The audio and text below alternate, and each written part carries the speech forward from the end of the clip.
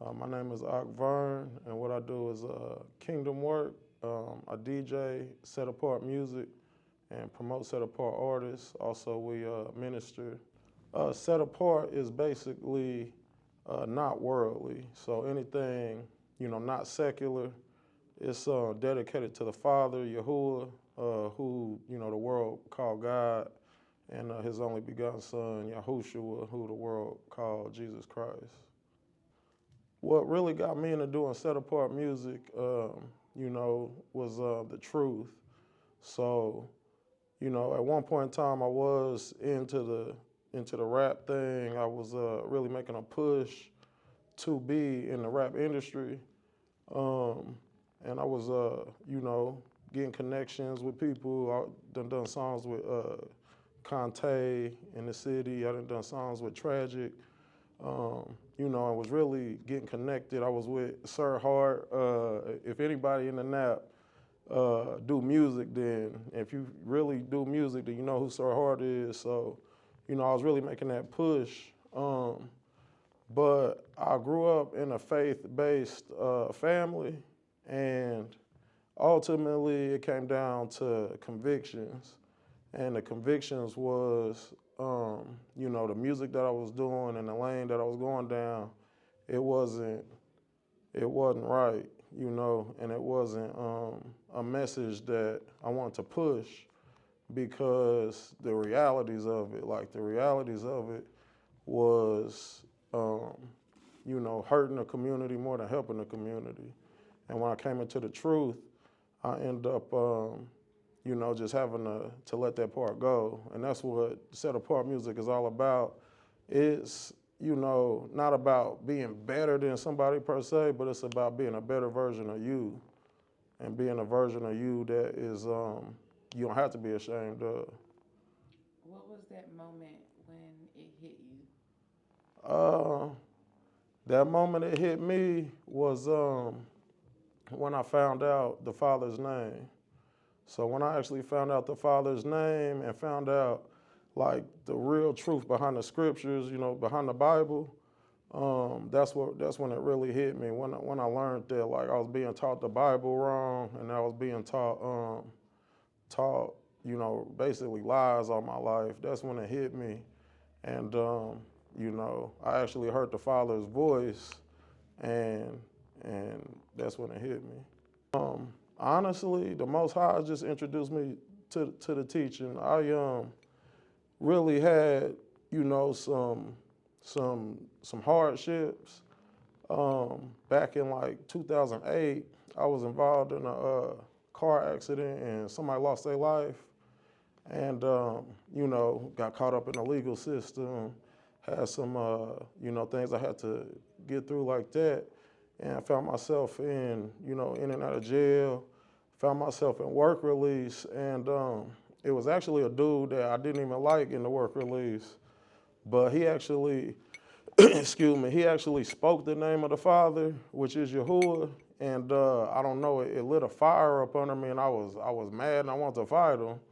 You know what I'm saying? So I know it sounds crazy, but a lot of folks find themselves in a situation where when you're introduced to the truth, your first natural reaction is to buck against it, because it's something new, it's something familiar. But it was actually a Gentile dude. He said the name of Yahuwah, and I bucked against it. And then some time passed. I started studying for myself, and I came to find out that that was the name of the Father. And then I was able to reflect on that moment, and ever since I found out the name of the Father, he just kept revealing himself, and it just manifested into everything we're doing today. The music is a part of our nature. Like, I don't care what background you from, I don't care what culture you come from, music is a part of your nature. And rhythm and everything is vibrations, just at different motions. So, music is just one of them things that we all relate to.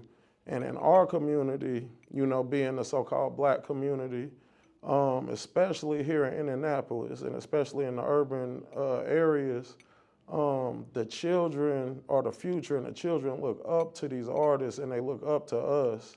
And you know, everything we done did from the time we was jits was based off of what we seen on TV or what we seen somebody doing in the neighborhood or what we seen somebody doing, and it revolved around this music. So if we don't change the message that's in the music, then we'll never change the mindset of the future, which is the children. And you know, even just break some of these generational curses off of us. So that's why it's really, you know, embedded in my heart to push kingdom music and push set apart music. Our religion is described in the Bible in the book of James, chapter 1, and he said pure religion is to visit the widows and the fatherless, and to love our brothers and our sisters like we love ourselves. So that's pure religion. Our culture is, you know, they'll call it Hebrew Israelites.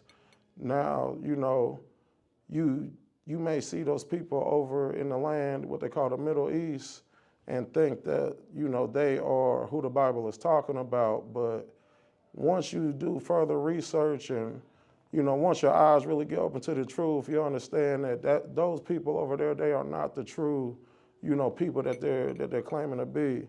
You know, the history shows us and the scriptures are telling us that, you know, we are the descendants of the Judah. We're descendants of the tribe of Judah, and we're scattered through all four corners of the earth. And that's our faith, and that's, you know, what we practice. We practice the Torah, which is the instructions of the Most High. What I want folks to know about, you know, our culture is that, you know, this is of the Most High, you know, and this is what the Most High desire from each and every one of us.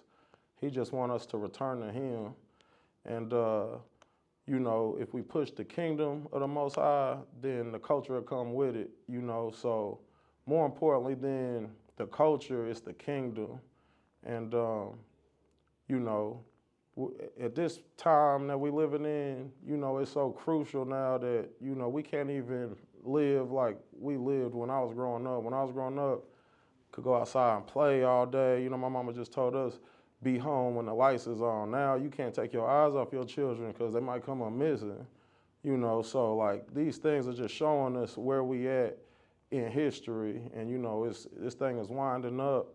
And, you know, the message is to repent and to return back to the Father. So, you know, ultimately we could gain that eternal life that we all seek. We all want that prize at the end. That's why we do anything we do.